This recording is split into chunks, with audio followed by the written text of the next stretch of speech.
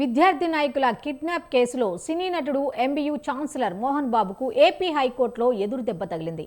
Arrest నుంచి రక్షణ కల్పించాలని ఆయన చేసిన అభ్యర్థనను ఏపీ హైకోర్టు తోసిపుచ్చింది. అనుబంధ పిటిషన్ను కొట్టేసింది. కిడ్నాప్నకు ముందు తర్వాత వర్సిటీ పీఆర్ఓ సతీష్తో మోహన్ బాబు మాట్లాడారని, మెసేజ్లు పంచుకున్నారని పోలీసులు చెబుతున్న విషయాన్ని కూడా గుర్తు చేసింది. ఇక ప్రధాన వ్యాజ్యంపై లోతైన విచారణ జరుపుతామంటూ జస్టిస్ వెంకట జ్యోతిర్మయి మార్చి 3కు వాయిదా వేశారు.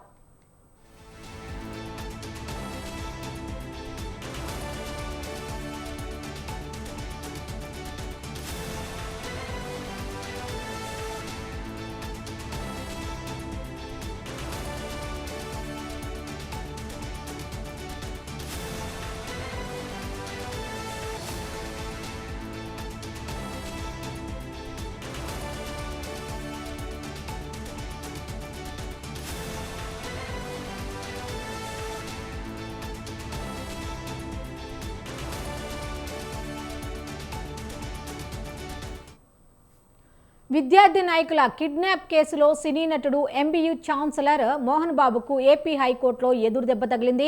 అరెస్టు నుంచి రక్షణ కల్పించాలని ఆయన చేసిన అభ్యర్థనను ఏపీ హైకోర్టు తోసిపుచ్చింది.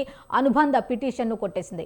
కిడ్నాప్నకు ముందు తర్వాత వర్సిటీ పీఆర్ఓ సతీష్తో మోహన్ బాబు మాట్లాడారని, మెసేజ్లు పంచుకున్నారని పోలీసులు చెబుతున్న విషయాన్ని గుర్తు చేసింది. ఇక ప్రధాన వ్యాజ్యంపై లోతైన విచారణ జరుపుతామంటూ జస్టిస్ వెంకట జ్యోతిర్మయి మార్చి 3కు వాయిదా వేశారు.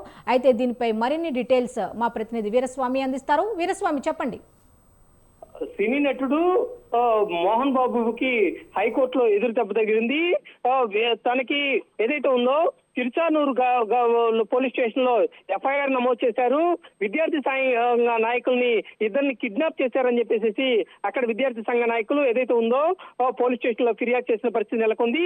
దీని మీద కూడా చూసుకున్నట్టు మాత్రం ఎఫ్ఐఆర్ ని కొట్టివేయాలని చెప్పేసి మోహన్ బాబు సంబంధించి న్యాయవాదులు ఏదైతే ఉందో హైకోర్టులో పిటిషన్ దాఖలు చేశారు.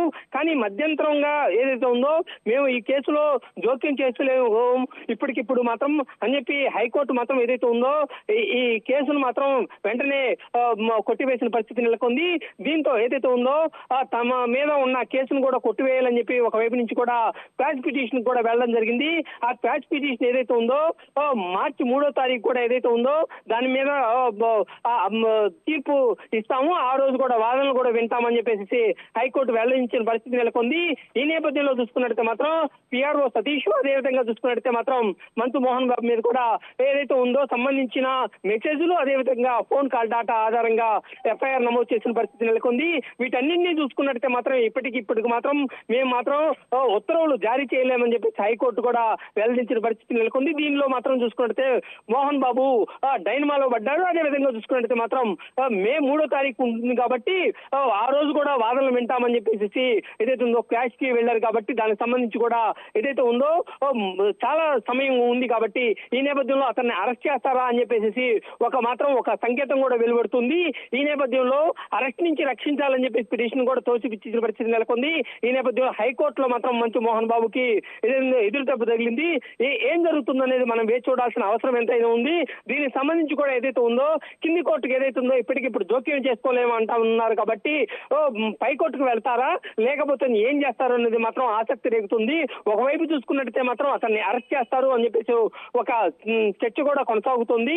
కానీ ఇప్పటికి మాత్రం ఏదైతే ఉందో హైకోర్టు ఇచ్చిన తీర్పు మేరకు మాత్రం పోలీసులు ఏ విధంగా అడుగులు ముందుకు వేస్తారు, ఏ విధంగా అందే చెప్పి తెలుస్తోంది. ఇప్పటికి సంబంధించి విద్యార్థి సంఘ నాయకులు ఏదైతే ఉందో అక్రమంగా వసూలు చేస్తున్నారో, అధిక ఫీజులు వసూలు చేస్తున్నారు అని చెప్పేసి కలెక్టరేట్ ముందు ధర్నా ఉపక్రమించడంతో ఏదైతే ఉందో ఇద్దరిని కిడ్నాప్ కేసులో మాత్రం ఇది ఉచ్చు బిగుస్తుందని చెప్పుకోవాల్సిన పరిస్థితి నెలకొంది. మనకి ఓకే, థ్యాంక్ యూ వీరస్వామి.